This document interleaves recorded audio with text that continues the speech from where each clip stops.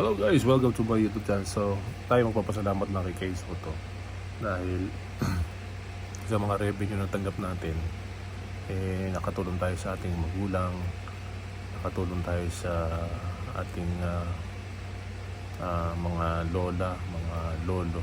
So, lahat po ng revenue natin ibinibigay natin sa matatanda.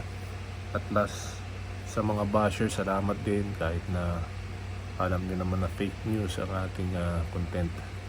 Pero patuloy nyo pa rin binibless ang ating channel.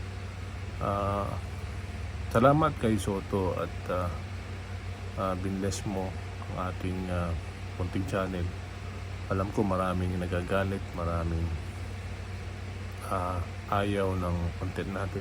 Iba naman naaaliw. So salamat sa inyo lahat na tumatangkilik sa ating munting channel.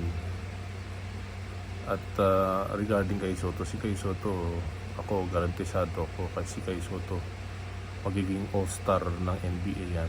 Talagang hinuhubog pa lang siya ng panahon.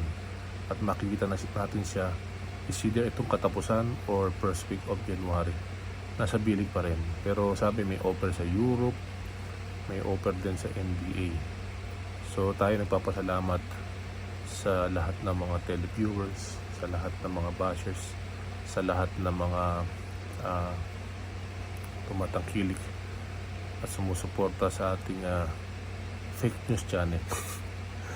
Pero nakakaaliw naman kasi natuwa kayo at papatiin ko nga pala kayo ng advance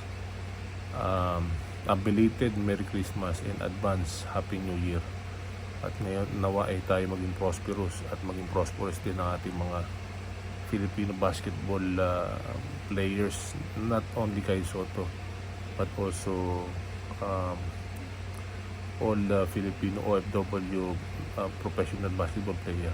Nandiyan si RJ Abarientos, si White, si Wright, si Bobby Ray Parks at marami pa iba. Ayan guys, tayo ay lubos na nagpapasalamat sa ating mga televiewers at sumusuporta sa ating kababayan na si Kay Soto.